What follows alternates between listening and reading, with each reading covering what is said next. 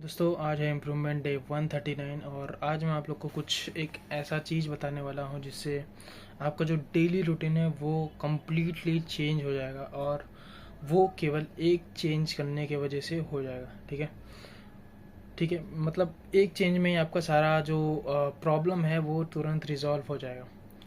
But ये आपको मैं बता दूँ कि ये चीज़ ज़्यादा लोग फॉलो कर नहीं पाते हैं। ठीक है, अगर आप में वो गट्स हैं, आपके अंदर अ, वो है, आपको लगता है कि आप कर सकते हो, वो वाला एटीट्यूड है, इसका मतलब कि आपका जो भी आप चाहोगे वो हो जाएगा। ठीक है, तो आपको केवल ये चेंज करना है आपके रूटीन में और आप अपने लाइफ में जो भी कुछ अचीव करना चाहते हो उसके लिए एक एक्स्ट्रा टाइम आपके पास आपकी मुट्ठी में आ जाएगा। तो सबसे पहले मैं ये बता दूँ कि करना क्या है। पहला चीज़, हम कभी भी अपने लाइफ में जो भी करना चाहते हैं उसके लिए हमें टाइम मैनेजमेंट की ज़्यादा ज़रूरत पड़ती है। तो सबसे पहला टाइम मैनेजमेंट के लिए ये आता है कि मॉर्निंग में उठना। हम कभी कभी कोशिश करते हैं कि हम मॉर्निंग में उठे जल्दी, लेकिन बहुत बार ऐसा होता है कि हम नहीं उठ पाते और उसके पीछे रीज़न क्या होता है, हम रात को मोबाइल देख कर सोते हैं। हम कभी भी खाना खाते हैं रात के समय। ओके, हम जब रात को खाते हैं या लेट खाते हैं तो हम ये नहीं देखते कि हम क्या खा रहे हैं। ठीक है, क्या हम जो भी खा रहे हैं वो हमें सुबह मॉर्निंग में जल्दी उठने में हेल्प कर सकता है कि नहीं।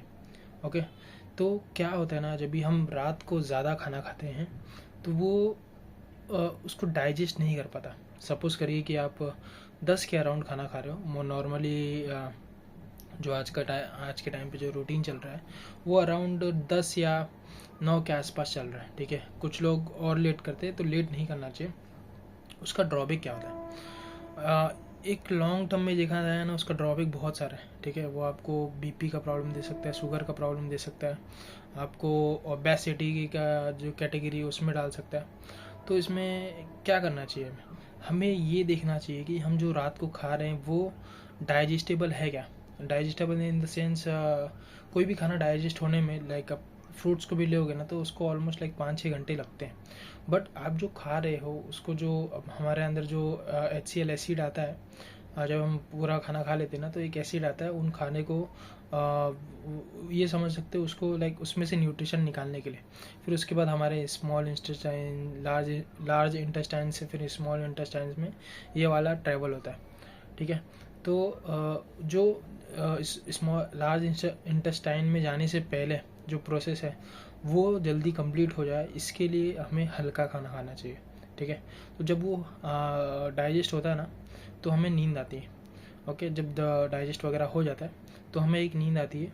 और अगर हम कुछ हैवी खा लेते हैं, ओके, तो उसको समझ लीजिए, उसको पचाने में काफ़ी टाइम लग जाता है, जो लाइक हम मॉर्निंग में नहीं उठ पाते। ठीक है, हम सोचते हैं कि आध घंटा सोएंगे, तो हमें लाइक 9-10 घंटे भी लग सकते हैं अगर हम ओवर ईट कर रहे हैं उस चीज़ को। ठीक है, तो ये वाला प्रॉब्लम ऑकर हो सकता है।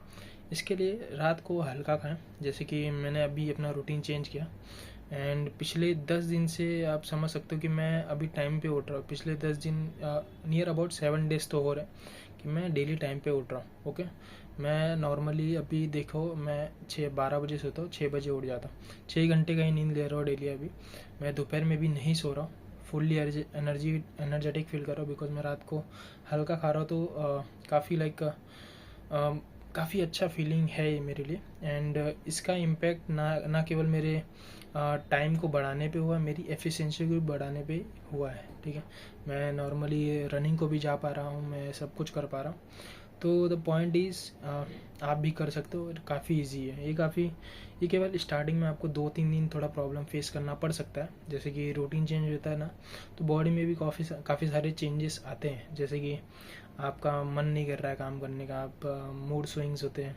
ठीक है, काफ़ी सारे चीज़ होते हैं। बट अगर आप बोलोगे कि नहीं, मैं टेबल पे बैठूंगा, अगर मैं नहीं भी पढ़ूंगा तो भी मैं अपने सामने बुक खोल के बैठे रहूँगा, या जो भी काम है आपका मैं करते रहूँगा, उसको कुछ भी आए, कैसा भी आए, कुछ भी माइंड सेट बने, मैं पढ़ते रहूँगा।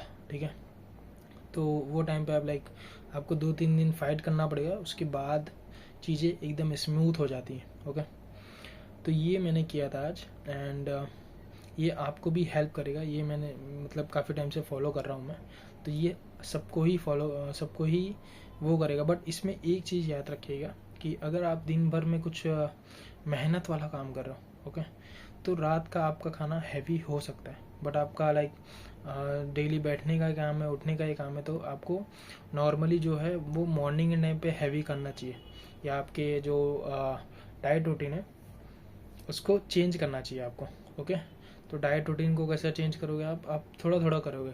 जैसे कि आपने हैवी एकदम मॉर्निंग में हैवी ब्रेकफास्ट किया, उसके बाद आप लंच कर रहे हो, लंच थोड़ा सा लाइट था, फिर उसके बाद एक 4 बजे के अराउंड कुछ थोड़ा सा खाया आपने, तो ऐसा लाइक एक रूटीन होता है, उसको आप फॉलो करोगे तो वो आपके लिए, आपके हेल्थ के लिए काफ़ी बेटर होगा। तो ये एक बार ट्राई करो। मॉर्निंग में जल्दी उठोगे, टाइम ज़्यादा मिलेगा, कम टाइम में ज़्यादा अचीव कर पाओगे। बिकॉज अगर आप अपने दिन में से 1-2 घंटा निकाल पा रहे हो पर डे के बेसिस पे, तो आप समझ जाओ कि लाइक मंथ वाइज आप कहाँ पे पहुँचने वाला, अगर उस काम को कंटिन्यूसली फॉलो कर रहे हो। तो ये एक बार ट्राई करो, आई फील ये डेफिनेटली आपको हेल्प करेगा। और आज का जो इम्प्रूवमेंट डे 139 है, यहाँ पे मैंने क्या 139 है, यहाँ पे मैंने क्या किया, यहाँ पे मैंने आज अपना टेस्ट दिया, मॉक टेस्ट में कुछ अच्छा मार्क्स नहीं आया। बट उसमें क्या हुआ कि मैंने उसको देखा कि एक्चुअल में कहाँ प्रॉब्लम ओकर हो रहा है। तो मैंने देखा कि यार कहीं कहीं तो रिवीजन नहीं था, कहीं कहीं तो प्रैक्टिस नहीं था, एंड कंसेप्चुअल लेवल पे सारी क्लैरिटी थी।